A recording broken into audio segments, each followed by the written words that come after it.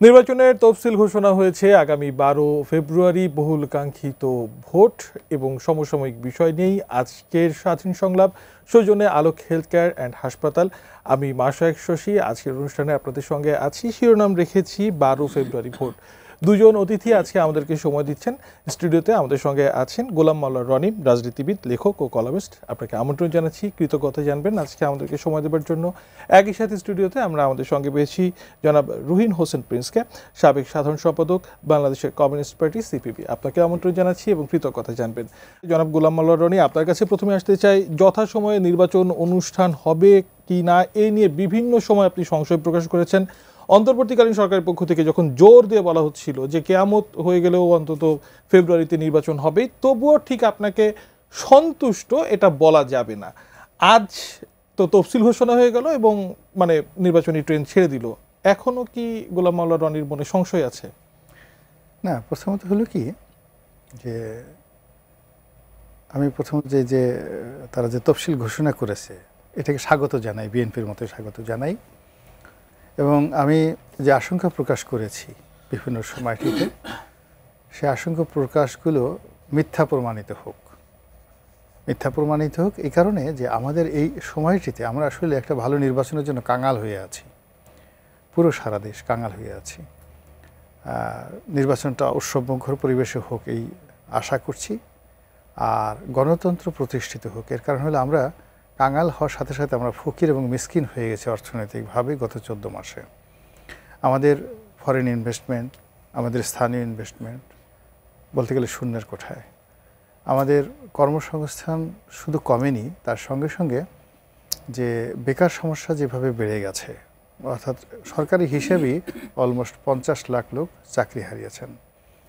এর মধ্যে আওয়ামী লীগের যে লোকজন আছেন তারা বাস্তুচ্যুত হয়েছেন, এটা বিরাট সংখ্যক। ধরুন অ্যাটলিস্ট 50 লাখ থেকে 1 কোটি মানুষ বাস্তুচ্যুত হয়েছেন, অর্থাৎ গ্রামের মানুষ পালিয়ে শহরে আছেন, শহরের মানুষ এক শহর থেকে অন্য শহরে চলে গেছেন, বাংলাদেশ থেকে অনেক মানুষ বিদেশে চলে গেছে। এটার একটা ইফেক্ট, আফটার ইফেক্ট ইকোনমির উপর পড়েছে, মারাত্মকভাবে পড়েছে। আর যেহেতু একটা দল কর্তৃত্ববাদী শাসন চালিয়েছে 15 বছর, সেই 15 বছরের কর্তৃত্ববাদী শাসনের ফলে পুরো অর্থনীতিটা 80% তাদের নিয়ন্ত্রণে ছিল। সেটা ব্যাংক, বিমা, লুট থেকে শুরু করে আন্ডারওয়ার্ল্ড থেকে শুরু করে চাঁদাবাজি থেকে শুরু করে যা কিছু, তারা যে জিনিসটি গড়ে তুলেছিল 15 বছর ধরে, অর্থনৈতিক সাম্রাজ্য, নেতিবাচক ইতিবাচক সব মিলিয়ে, সেই সাম্রাজ্যটা আসলে পরবর্তীতে ধসে পড়ে, 5ই আগস্টের পরে ধসে পড়ে। কিছু কিছু প্রতিষ্ঠান চালিয়ে রাখা হয়েছে, হয়তো কারো জামাতের সাহায্য লাগছে, কারো হয়তো বিএনপির সহযোগিতা লাগছে, কেউ হয়তো অতটা করাপ্টেড না, কিন্তু আগের মতো সেভাবে বুক কুচিয়ে চলতে পারছে না। ফলে 80% ইকোনমিটা, আওয়ামী লীগের যে 80% ইকোনমিটা, সেটা অর্ধেক জাস্ট 40%-এ চলে আসছে। আর অন্যদিকে বিএনপি তো দীর্ঘদিন যেহেতু ক্ষমতার বাড়ি, তাদের আসলে এরকম ব্যবসা বাণিজ্য কিন্তু আওয়ামী লীগ শেষ করে দিয়েছিল। আপনি একটা সময় প্যাসিফিক মোটরস বাংলাদেশে খুব বড় কোম্পানি ছিল, মোর্শেদ খান সাহেবের, শেষ, ব্যবসা বাণিজ্য শেষ। এইভাবে বিএনপির যত বড় বড় লোক, মির্জা ফখরুল সাহেব, না আমির খসরু মাহমুদ চৌধুরী, ইকবাল মাহমুদ টুকু, এদের সবারই কিন্তু বড় বড় ব্যবসা বাণিজ্য ছিল। তো যার জন্য এই যে অর্থনীতির যে একটা টার্মাইল অবস্থা, সেই টার্মাইল অবস্থা থেকে যদি আমাদেরকে রক্ষা পেতে হয়, তাহলে অবশ্যই আমাদেরকে একটা গণতন্ত্র লাগবে, একটা নির্বাচন লাগবে, আদারওয়াইজ সেটা ট্রাস্ট অর্ডিন্যান্স আসছে না। This is one. তো এতক্ষণ আমি যেটা বললাম সেটা হলো যে আমার অভিমত নয়, আমার যেটাকে বলা হয় এক্সপেকটেশন, আমার আশাবাদ। এখন আপনি যদি প্র্যাকটিক্যাল যদি চিন্তা ভাবনা করেন, তাহলে আমাদের এই সমাজে এখন নির্বাচনের তফসিল ঘোষণা করা হয়েছে। এনসিপি বলছে যে এই নির্বাচন কমিশন নিরপেক্ষ না। আপনার এখানে তো দেখলাম যে নিরপেক্ষ নয়। 2 নম্বর হলো যে এখানে 2টো ভোট হচ্ছে। একটা ভোট হলো সেই হলো জুলাই সনদের স্বাক্ষর, তাই না, হানা ভোট যেটা। আর একটা ভোট হলো জাতীয় নির্বাচন। এখন যে জুলাই সনদকে নিয়ে এত কিছু, সেই জুলাই সনদে কিন্তু এখনও পর্যন্ত এনসিপির জন্য মূলত জুলাই সনদ করা, তো সেই জুলাই সনদ এনসিপি এখনও পর্যন্ত স্বাক্ষর করেনি। এদিকে আজকে যেটা দেখলাম, সত্য মিথ্যা আমি জানি না, যে নির্বাচনের আগে ভোটার হওয়ার যে বিধানটা আছে, সেই বিধানটা সম্ভবত নতুন একটা অধ্যাদেশ তারা জারি করেছে। সেখানে তফসিল ঘোষণা করার পর আর নির্বাচন কমিশন কোনো নতুন ভোটার করতে পারবে না। ইফ ইট ইজ সো, জনাব তারেক রহমান সাহেব প্রার্থী হতে পারছেন না, প্রধানমন্ত্রী হতে পারছেন না, এই কারণে তিনি তো এখন পর্যন্ত ভোটার হন। আমি বেসিক্যালি এই আলোচনাতেও আপনার কাছে মানে আসতে যাচ্ছিলাম হয়তো বা পরবর্তী অংশেই, মানে তাহলে কি আপনি এখন তো কনফিডেন্স যেমনই হোক ভোট অন্তত 12 তারিখে হচ্ছে? আমি আগের চাইতে কনফিউজ, আমি আগের চাইতে হয় কি, আগে যেমন একটা আনসার্টেন পিরিয়ড ছিল, মানে আনসার্টেন একটা অনির্দিষ্ট সময় ছিল, সেটাকে নিয়ে আমরা যাকে বলা হয় বিভিন্ন যারা গ্রুপ রয়েছে তারা পরস্পরের সাথে দ্বন্দ্ব সংঘাত বিবাদ করত। কিন্তু যখনই আপনি একেবারে নির্দিষ্ট একটা তফসিল ঘোষণা করে দিলেন এবং সেই তফসিলে 29শে ডিসেম্বর হলো আপনার মনোনয়নপত্র দাখিলের শেষ সময়, তো ফলে আজকের দিন থেকে শুরু করে ডিসেম্বর মাসের 29 তারিখ পর্যন্ত প্রতিটি সেকেন্ড আমাদের জন্য বলতে গেলে রোজ হাসরের ময়দানের মতো একটা কঠিন বিষয় রাজনীতির ময়দানে। তো এই সময়টিতে নিজেদের প্রতি নিয়ন্ত্রণ রাখা, ধৈর্য রাখা, আইন শৃঙ্খলা সরকারের পক্ষ থেকে ঠিক রাখা, দলীয় কর্মকাণ্ড রাখা, এটা কোনো দলের সেই অবস্থা নেই, সরকারেরও নেই। অর্থাৎ অর্থনৈতিক অবস্থা ভালো না, পুলিশ, বিডিআর, বিজিবি যা কিছু বলে না কেন কোনোটারই সেই যে স্ট্রাকচার, এই সব ফ্যাক্টরের উপরেই তো আসলে নির্ভর করবে যে নির্বাচনটা কেমন হবে। ভালো একটা নির্বাচন এটার উপর নির্ভর করবে। এখন আপনি খুব আশা করতে পারেন যে আমি নদীর উপর পার হব, কিন্তু গিয়ে দেখলেন যে সবই আছে, ব্রিজ করার জন্য পিলার আছে, তারপরে শেষে অন্যান্য জিনিসপত্র আছে, কিন্তু একটার সাথে আরেকটার কানেক্টিভিটি নেই। তাহলে আপনি কি করে নদী পার হবে? এখন সেই কানেক্টিভিটি আসলে কতদূর মানে বাস্তবায়ন সম্ভব সেটা মনে হয় 12 তারিখ পর্যন্ত অপেক্ষা করতে হচ্ছে। 12 তারিখ পর্যন্ত মোটামুটি 16 ডিসেম্বর, তো আপনি 29 ডিসেম্বর লাগবে না, আপনি ডিসেম্বর মাসে 20 তারিখেই আমরা সবাই মিলে বলতে পারবো নির্বাচনটা হচ্ছে কিংবা হচ্ছে না। আমার মনে হয় 20 তারিখে আমি আবারও আপনাকে অনুষ্ঠানে পেলে সেটার ব্যাখ্যা বিশ্লেষণ আবারও নিতে পারবো। অসংখ্য ধন্যবাদ। আবারও ফিরবো আপনার কাছে। রহিন হোসেন, আপনার কাছে যে বিষয়টি জানতে চাই, সর্বশেষ যে জাতীয় নির্বাচন, সেখানে সিপিবি তাদের দলীয় অবস্থান থেকে বলেছিল যে দলীয় সরকারের অধীনে যেহেতু এই নির্বাচনটি অংশগ্রহণমূলক এবং সুষ্ঠু হবে না, এই জন্য আমরা নির্বাচনে যাব না। তাহলে আগামী ফেব্রুয়ারির 12 তারিখে যে নির্বাচনটা হতে যাচ্ছে, কেমন হতে যাচ্ছে সেই নির্বাচন, সিপিবি কি মনে করছে?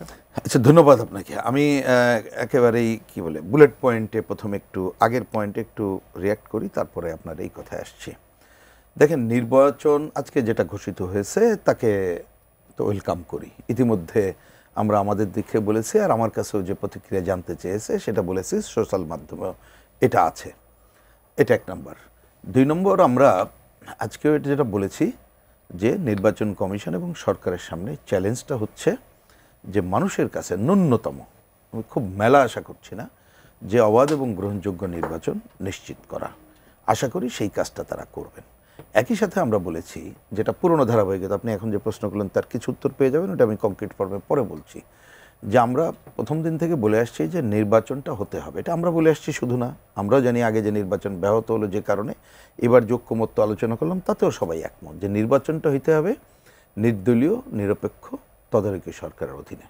তা আমরা এটা বলেছি যে এই সরকারকেই নির্দলীয়, নিরপেক্ষ, তদারকি সরকারের ভূমিকা অবতীর্ণ হতে হবে এবং সে ব্যাপারে আমরা তার দৃশ্যমান কার্যক্রম দেখতে চাই। এবং এই নভেম্বরের 14 তারিখে যে আমাদের সরোয়ার্দী উদ্যানের যে সমাবেশ, সেখান থেকেও আমরা এই কথা বলেছিলাম। তাহলে এইটার মধ্য দিয়ে নির্বাচন নিয়ে প্রত্যেকটা মুহূর্তে সংশয় ছিল। তা আমাকে যদি বলেন, একটা পার্ট চোখের সামনে সুনির্দিষ্ট করা হয়েছে, আমি আবার রিপিট করছি, একটা পার্ট তারিখ, যেহেতু এই তারিখটা বহুল আলোচিত জানা ছিল যে হতে পারে, কিন্তু পরেরটা আমরা এই কথা আগেই বলেছি বলে রিপিট করছি, আমি আজকে নতুন কিছু বলছি না, যে নির্বাচন ন্যূনতম গ্রহণযোগ্য, এটা পরে বলেছে। আগে পুরোপুরি গ্রহণযোগ্য বলতাম, যে নির্বাচিত হওয়ার পরে জনগণের প্রত্যক্ষ ভোটে নির্বাচিতের ক্ষমতা হস্তান্তর না হওয়া পর্যন্ত কিছু সংকট সংশয় থেকে যাবে।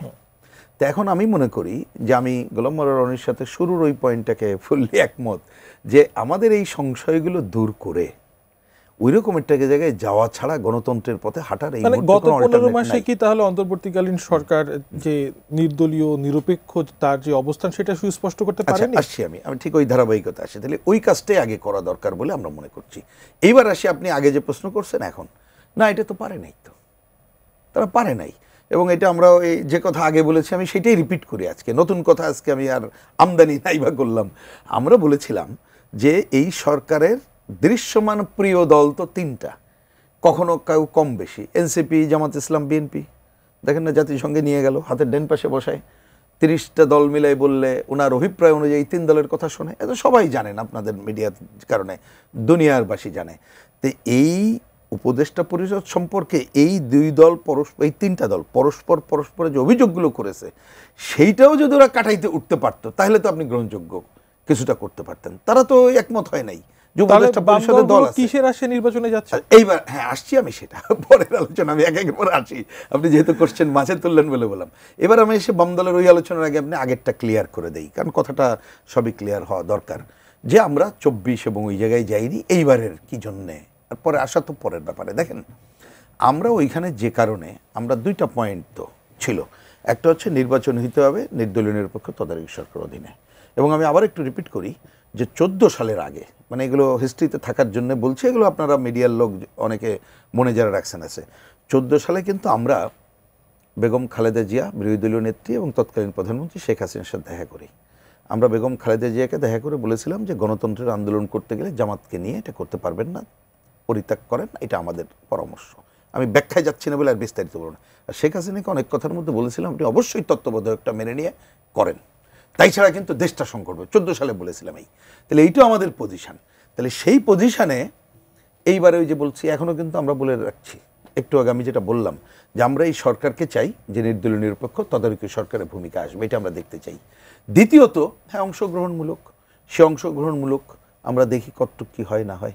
আমরা নির্বাচনের প্রস্তুতি রাখছি, কিন্তু যদি আমরা দেখি যে একেবারেই সে তার নির্দলীয় কোনো অবস্থান ন্যূনতম রক্ষা করতে পারলো না, পরিবেশ পরিস্থিতি অনুযায়ী, তখন হয়তো আমাদেরকে অন্য সিদ্ধান্ত নিতে হবে। কিন্তু আমরা অন্ততপক্ষে গণতন্ত্রের পথে হাঁটার জন্য এটা চাই।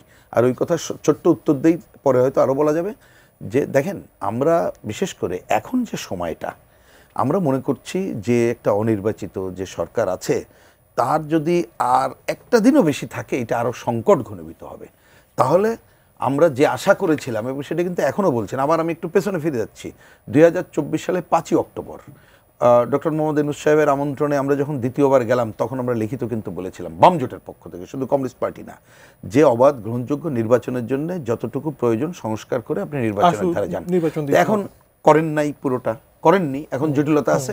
কিন্তু আমরা মনে করছি যে গণতন্ত্রের পথে হাঁটার জন্যে ন্যূনতম গ্রহণযোগ্য জায়গায় যদি জনগণের অংশগ্রহণে একটা ভোটের জায়গায় যেতে পারি তাহলে সেইটাও এখনকার জন্য কিছুটা অগ্রগতি, না হলে একটা বড় সংকটে আমরা পড়ে যাব।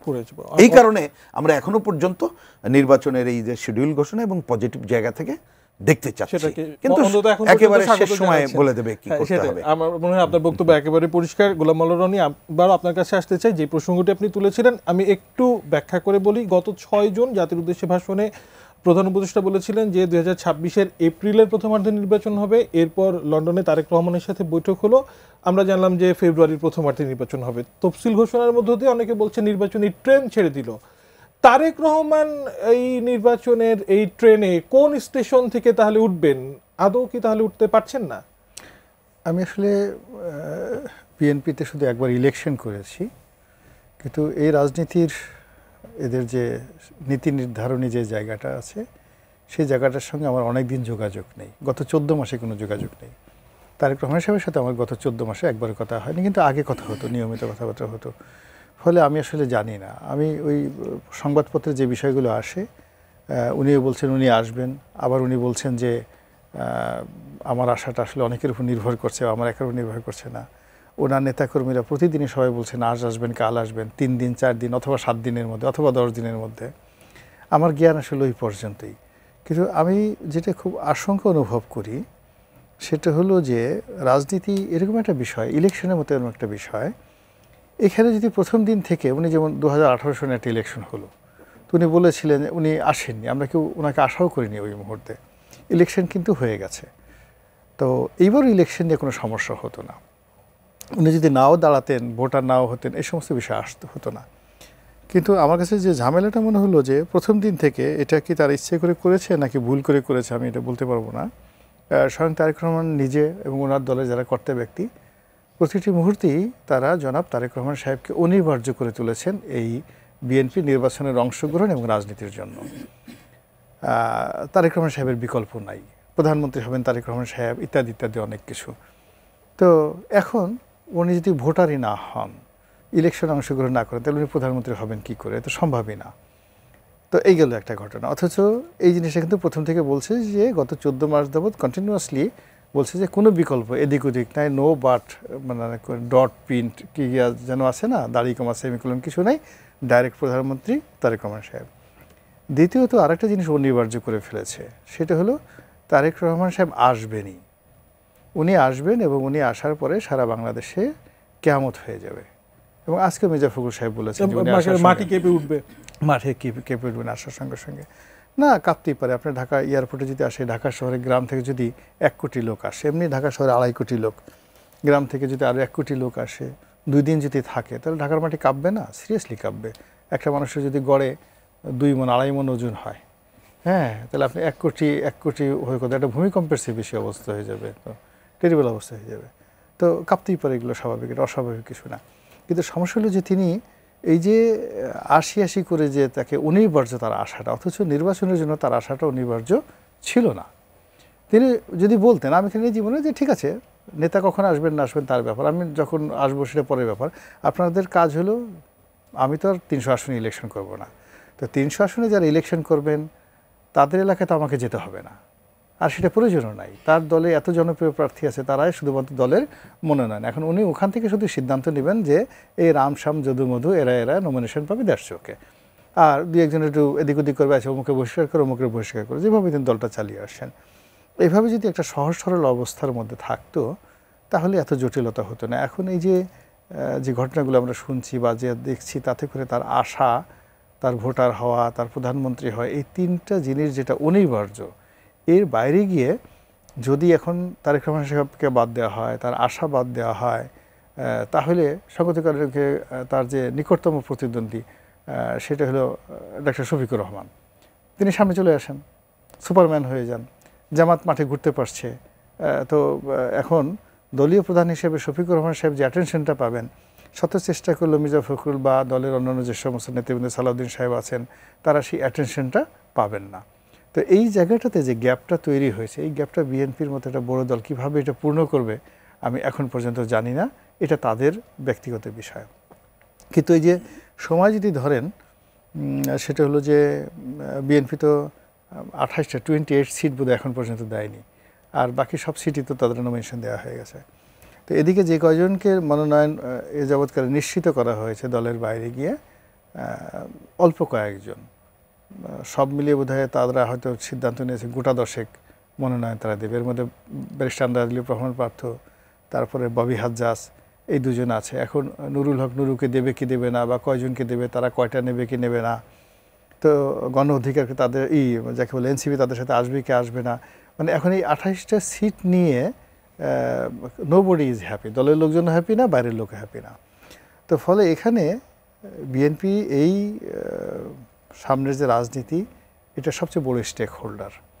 তো সেই স্টেক হোল্ডার হিসেবে তার যে ধরনের সিদ্ধান্ত নেওয়ার কথা ছিল, তার যেভাবে ডমিনেটিং পাওয়ার ছিল, স্ট্রেট ওয়েতে যে তারা বলতো যে না ঠিক আছে, আমরা 300 আসনে আমাদের প্রার্থী দেব, অথবা আমরা 200 আসনে দেব। রনি ভাই, মানে একটু সহজভাবে জানতে চাচ্ছি, এই মুহূর্তে বর্তমান বাস্তবতায় তাহলে কি বিএনপির চাইতে জামাত কিছুটা সুবিধাজনক অবস্থানে আছে, বা বিএনপি কি এই মুহূর্তে কিছুটা ব্যাকফুটে পড়ে গেল? এটা দুটো ব্যাপার। সাংগঠনিক দিক থেকে যদি বলেন, সাংগঠনিক দিকে অবশ্যই জামাতের সাথে বিএনপি ব্যাকফুটেজে আছে, এতে কোনো সন্দেহ নেই। কিন্তু বিএনপির জনপ্রিয়তার সাথে তার জামাতের জনপ্রিয়তার তুলনাই করা যাবে না। এবং সাংগঠনিক মানে যেটা আছে কি, জনপ্রিয়তা তার সঙ্গে সঙ্গে বিস্তৃতি, জনপ্রিয়তার সঙ্গে সঙ্গে ওয়ার্ড ইউনিয়ন পর্যায়ে তাদের যে একটা, তাদের সঙ্গে শুধুমাত্র আওয়ামী লীগের তুলনা করা যেতে পারে, অন্য কোনো দলের নয়। কিন্তু যদি আপনি কেন্দ্রীয় বিএনপি ধরেন, সেন্ট্রাল বিএনপি, আর কেন্দ্রীয় জামাত ধরেন, তাহলে সেক্ষেত্রে জামাত সেখানে একটা বড় ধরনের মানে ভারসাম্যের জায়গাতে তারতম্য আপনি অন্তত দেখছেন। একজন দর্শক আমাদের সঙ্গে টেলিফোনে যুক্ত আছেন। আসসালামু আলাইকুম দর্শক, পরিচয় দিয়ে আপনার প্রশ্নটি করুন। আমি পিন্টু দুয়ারি পটুয়াখালী থেকে বলছি। জি বলুন। আমার প্রশ্নটা হচ্ছে, মানে অর্ধেক রাজনৈতিক দলকে বাদ দিয়ে এবং অর্ধেক জনগণকে বাদ দিয়ে এই যে নির্বাচন হবে, সেটা জাতীয় এবং আন্তর্জাতিক পর্যায়ে গ্রহণযোগ্য হবে কিনা, এটাই হচ্ছে প্রশ্ন জনতার কাছে। সকলকে ধন্যবাদ। রুহিন হোসেন প্রিন্স দর্শকের সে প্রশ্ন নিয়ে আপনার কাছে আসতে চাই। তিনি বলছেন যে অর্ধেক রাজনৈতিক দল এবং জনগণকে বাইরে রেখে সামনের নির্বাচনকে অংশগ্রহণমূলক নির্বাচন আদৌ বলা যাবে কিনা, আন্তর্জাতিক যেসব প্ল্যাটফর্ম আছে সেখানেও গ্রহণযোগ্যতার প্রশ্নে এটা কতটুকু উত্তরবে সামনে, আপনি কি মনে করছেন? একেবারে পরিষ্কার করে বলি না, এটা ধরেন আমাদের দেশের রাজনৈতিক দলগুলো নির্বাচনে অংশগ্রহণ করার ক্ষেত্রে একটা বড় বিষয় হয়েছে যে যাদের নিবন্ধনভুক্ত তারা আনুষ্ঠানিকভাবে অংশগ্রহণ করতে পারে, মার্কা আছে, তো এটা জানা জিনিস। তা সেই জায়গায় যদি আপনি মেজরিটি দল অংশগ্রহণের বাইরে থাকে তাহলে এটা যে অংশগ্রহণমূলক হয়নি এই প্রশ্ন উঠবে। পরিষ্কার বক্তব্য, এটা আমরা আগেও বলেছি, যেমন আজকেও বললাম যে এই যে আজকের যে প্রাথমিক প্রতিক্রিয়া আমার দিক থেকে যেটা বললো, যেটা সোশ্যাল মিডিয়ায় আমরা বলছি যে এখনকার চ্যালেঞ্জ হচ্ছে নির্বাচন কমিশনের কাছে যে চ্যালেঞ্জ তার মধ্যে হচ্ছে যে অংশগ্রহণমূলক কীভাবে হবে সেটাকে করতে হবে তাকে, সেটা না করলে এই প্রশ্ন উঠবে। আবার যদি বলেন এখন খেলোয়াড়রা তো মানে আন্তর্জাতিক খেলোয়াড় অন্যরাও আছে, তা অতীত দিনে যাকে অংশগ্রহণমূলক বলেছে এইবার না হলে তারা তো তুলতেই পারে। তাহলে অতীতে যেই ইলেকশনগুলো অংশগ্রহণমূলক হলো না তার তো একটা প্রভাব নিশ্চয়ই পড়েছে, সেটা আমরা দেখছি। সামনে যদি অংশগ্রহণমূলক না হয় সেটা কি প্রভাব পড়বে? অবশ্যই প্রভাব, একটা তো নেগেটিভ প্রভাব পড়বে, কিন্তু আমি বলছি যে সেইটা পড়ার আগে আমাদের প্রথম বক্তব্য হচ্ছে যে নির্বাচন ঘোষিত হলো। আমার ধারণা যে কালকে থেকে দেখবেন অনেকগুলো কথা আসবে, সেটা একটা দুইটা হয়তো আমি পরে একটু আসি। যে প্রথমে হচ্ছে যে নির্বাচন কমিশনকেই প্রধান উদ্যোগী ভূমিকা নিতে হবে যে যাতে এটা অংশগ্রহণমূলক করা যায়, এটাকে তাকে উদ্যোগ নিতেই হবে, না নিলে এই প্রশ্নটা তার ঘাড়েই প্রধানত দায় দায়িত্বটা পড়বে। এবং আপনি ওই যে এখন প্রতিক্রিয়াটা নিশ্চয়ই অংশগ্রহণমূলক যদি না হয়, আমরা যদি করি তাহলে এই কোশ্চেনটা সবসময় চলতেই থাকবে। তার মানে আপনি যে যদি শব্দটা এটা রাখতেই হচ্ছে, কারণ আগে আমি যেহেতু বলেছি যে নির্বাচনের পরে যদি ক্ষমতা হস্তান্তর হয়ও তাহলে ওই প্রশ্নের উত্তর প্রতিটা মুহূর্তে দিতে হবে। তার মানে পরবর্তীতে যে 5 বছরের জন্য সাস্টেইন করার যে একটা সরকারের পক্ষে সেটা কিন্তু কঠিন জায়গায় হবে। এই যার জন্যে আমি আমাদের কথাও আজকে এইখানে বসেও যেটা বললাম, যতটুকু সংশয় থাকছে এইটুকু দূর করার জন্য নির্বাচন কমিশন এবং সরকারকে প্রতি মুহূর্তে একটা দায়িত্বশীল ভূমিকা পালন করতে হবে। যেমন ধরেন আমরা আজকে হয়তো অত বিস্তারিত আলোচনায় যাচ্ছি না, কিন্তু দেখেন আমি একটা তো পার্টিসিপেটরি আলোচনা হলো, উনি যেটা বললেন তার উত্তর তো আমরা বললামই। এখন এই যে নির্বাচন নিয়ে দেখলাম যে কি বলে একটা দল নির্বাচন কমিশন নিয়ে কথা বলছে, আবার তারেক জিয়াও দেখলাম তো বলছে যত কঠিন হবে, এবং আপনি একটু আগে আলোচনা করলেন সেটা ওই দল কিভাবে সামলাবে তাদের উপর আমরা ছেড়ে দিই। কিন্তু হয় কি, যখন এই কি বলে যে অংশগ্রহণকারী দলসমূহের মধ্যে কেউ যদি প্রশ্ন তোলে তখন যারা এটাকে নেগেটিভভাবে নিতে চায় তারাও কিন্তু সুযোগগুলো নিতে পারে। তাহলে সেই বিবেচনাটা আপনাকে করতে হবে। আরেকটা আমি দেখছি সেইটার কিভাবে মোকাবেলা করবে এটা এখনো পর্যন্ত আমার ব্যক্তিগত মাথায় ঢোকে না। যেমন ধরুন আমরা কিন্তু প্রথম দিন থেকে বলে আসছি এখন যে গণভোটের কথাটা বলা হচ্ছে এটা অ্যাকচুয়ালি অপ্রয়োজনীয়। আমরা এটা পরিষ্কার করে আমাদের পার্টির পক্ষ থেকে আমাদের পক্ষ থেকে প্রথম দিন বলছি, এখনও বলি, কারণ গণভোট দরকার হবে যখন তখন করলে হতো আপনার ইলেকশন। কিন্তু দেখেন এখন গণভোটের প্রচার এই দুইটাই, আমি জানি না জাতীয় সংসদ কিভাবে এরা মানে এটাকে ম্যানেজ করবে। এবং গণভোটে আমি জানি না, ধরুন আমি যদি আপনাকেই প্রশ্ন করি, আমি উত্তর চাচ্ছি না, যে আপনি ভোট দিতে গেলে গণভোট এরা যত বাধ্যই করে আপনি যে আসলে কি ভোট দেবেন আপনি ডিসিশন নেন। যেমন ধরুন আমাকেও যদি বলেন আমি যদি ওইখানে যাই যেটা অপ্রয়োজনীয় মনে করছি, তারপর হয়তো ডিসিশন নিলাম, আচ্ছা গেলাম দিলাম, তো প্রথমে 4টা প্রশ্ন, 4টা প্রশ্নের একটা প্রশ্নের আবার 30টা পয়েন্ট।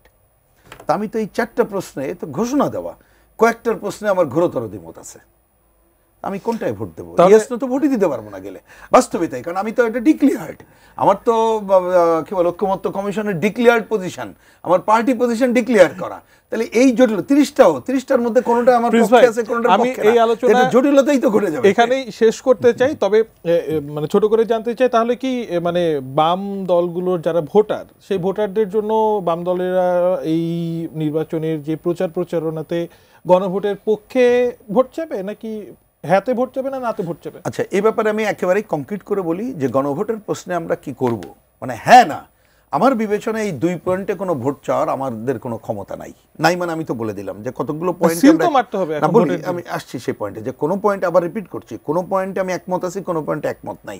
সুতরাং আমাদের অফিসিয়াল পজিশন কি হবে আরো বিবেচনা করে আমরা বিবেচনা করতে হবে। ঠিক আছে, আমরা তাহলে সেই পর্যন্ত অপেক্ষা করি। একটু ভিন্ন প্রসঙ্গে যেতে চাই। গোলাম মোল্লা রনি, আপনি নিশ্চয়ই কিন্তু অপ্রয়োজনীয় এটা আমরা বলে রাখছি, এখনো বলবো আর কি। ঠিক আছে, ওটা সবসময়ের জন্য আপনার বক্তব্য একেবারে পরিষ্কার। একটু ভিন্ন প্রসঙ্গে আসতে চাই, রাষ্ট্রপতির প্রসঙ্গে আসতে চাই। গোলাম মোল্লা রনি, আপনি নিশ্চয়ই আজকে খেয়াল করেছেন বার্তা সংস্থা রয়টার্সে একটি সাক্ষাৎকার প্রকাশিত হয়েছে। আগামী ফেব্রুয়ারি সংসদ নির্বাচনের পর নিজের থেকে পদ থেকে সরে যেতে চান রাষ্ট্রপতি মোহাম্মদ শাহাবুদ্দিন, অপমান বোধ করছেন, ভোটের পরে সরে যেতে চান। রয়টার্সে তো বলেছেন। আর হোয়াটসঅ্যাপের মাধ্যমে যে এই সাক্ষাৎকারটি যখন নেওয়া হচ্ছে তখন তিনি সেখানে বলছেন যে প্রায় 7 মাস হলো প্রধান উপদেষ্টা মোহাম্মদ ইউনূস তার সঙ্গে কোনো ধরনের সাক্ষাৎ করেননি, তার প্রেস ডিপার্টমেন্ট কেড়ে নেওয়া হয়েছে, বিভিন্ন দেশে দূতাবাস থেকে নিজের ছবি সরিয়ে ফেলার কথাও তিনি বলেছেন। আপনি কিভাবে দেখছেন?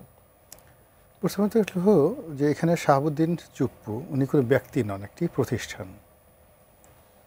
প্রেসিডেন্ট, আমাদের দেশের সর্বময় ক্ষমতার অধিকারী সুপ্রিম কমান্ডার অফিসিয়ালি। তো এই রাষ্ট্রের যে সর্বোচ্চ জায়গায় সম্মান দিয়ে আমরা তাকে বসিয়েছি, মানে he is representing the country around the world. তার নামে এই রাষ্ট্র পরিচালিত হচ্ছে সারা পৃথিবীতে। তো তাকে অপমান করা মানে পুরো রাষ্ট্র ব্যবস্থাকে অপমান করা, নাম্বার 1। নাম্বার 2 হলো যে এখন যে অন্তর্বর্তীকালীন সরকারটা রয়েছে সংবিধানের অধীন, সেখানে তারা এই রাষ্ট্রপতির কাছে দায়বদ্ধ। 2 নম্বর হলো তারা প্রধান উপদেষ্টা, মানে রাষ্ট্রপতির প্রধান উপদেষ্টা, তিনি কাকে উপদেষ্টা দেবেন। 3 নম্বর হলো যে আপনার এই যে অন্তর্বর্তীকালীন সরকার, সেই অন্তর্বর্তীকালীন সরকারের যে কর্মকাণ্ড রয়েছে, প্রত্যেকটা কর্মকাণ্ড রাষ্ট্রপতির মাধ্যমেই তাদের কাছে আসছে। সেটা আপনি অধ্যাদেশ জারি করতে বলেন, যা কিছু বলেন।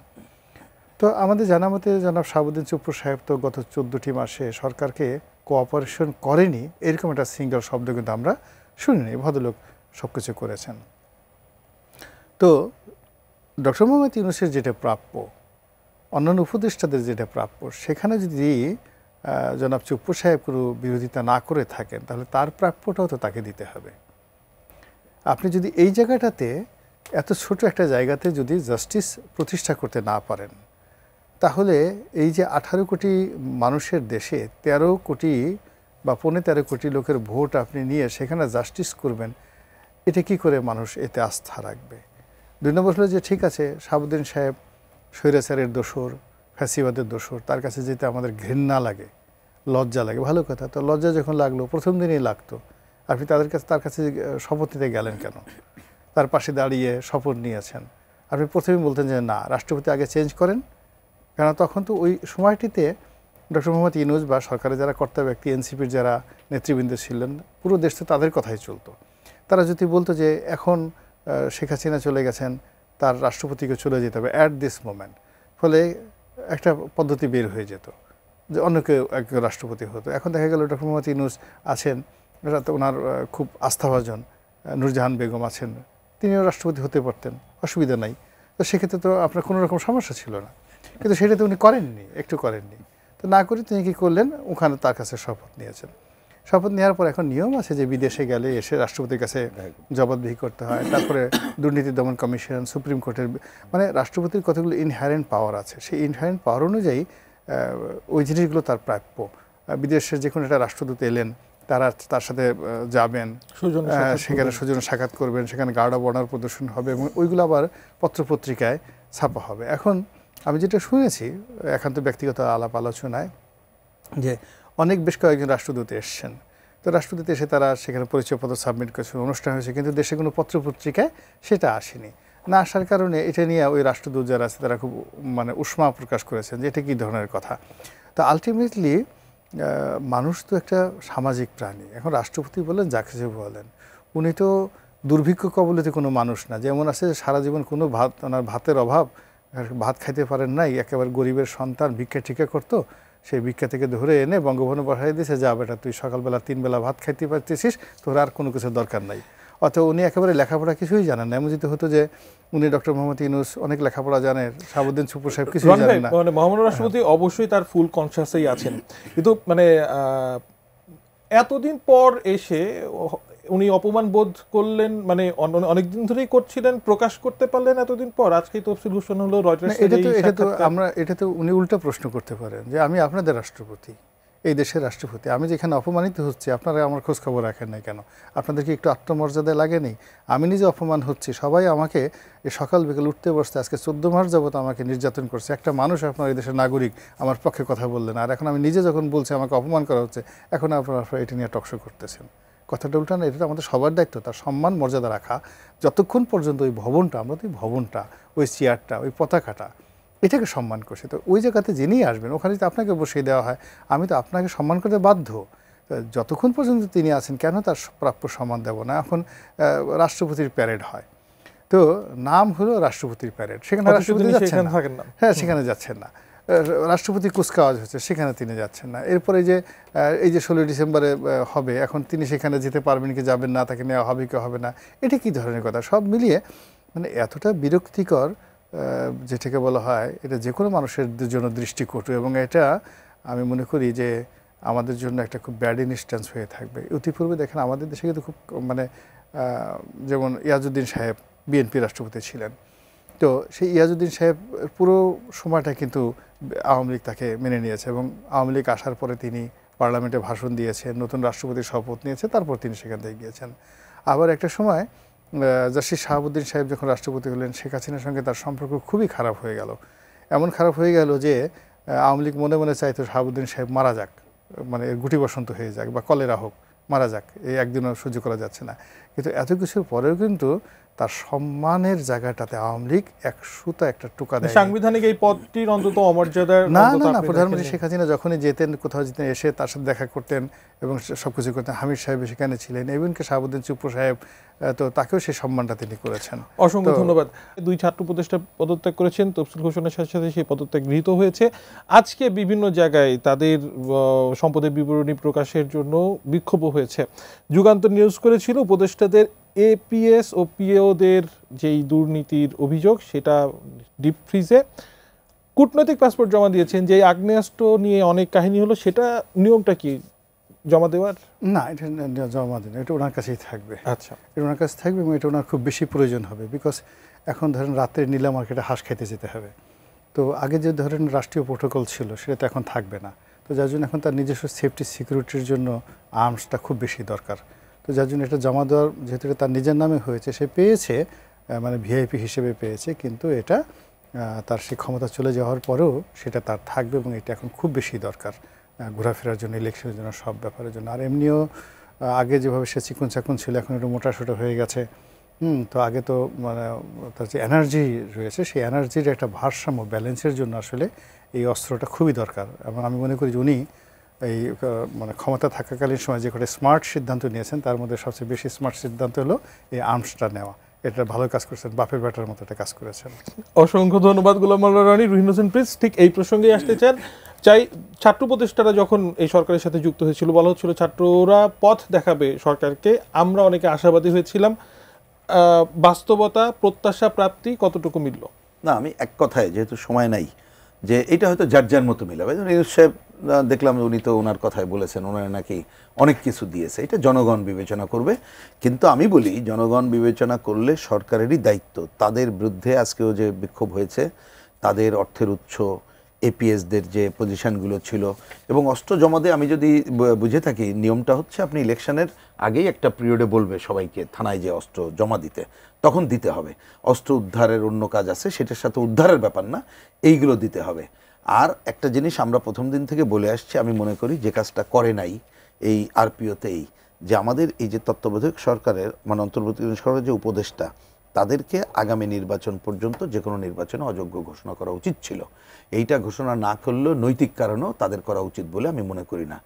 তাই না হলেও এইখানে দেখবেন যে এত বেশি ডালপালা গজাবে, কারণ এই সময়কারের ঘটনাবলী নিয়ে, তাতে নির্বাচনের মধ্যেই যে নানা ধরনের সংকট হয়, সেটা কিন্তু আরও তীব্রতর হবে বলে আমার কাছে মনে হয়। কিন্তু আমাদের প্রত্যাশা হবে 12 তারিখেই যথাযথভাবে যাতে ভোট হয়, নির্বাচন কমিশন এবং সরকার সেই পজিটিভ দায়িত্ব এবং সেই পরীক্ষাতে তারা উঠতে যায়। অসংখ্য ধন্যবাদ রুহিন হোসেন প্রিন্স আপনাকে, ধন্যবাদ গোলাম মাওলা রনি আপনাকেও আজকে আমাদেরকে সময় দেওয়ার জন্য। ধন্যবাদ দর্শক, আপনাদেরকেও আজকের মতো এই সপ্তাহে বিদায় নিচ্ছি। আগামী সপ্তাহে আবারও একই সময় দেখা হবে। এটি নিজের সঙ্গে থাকুন।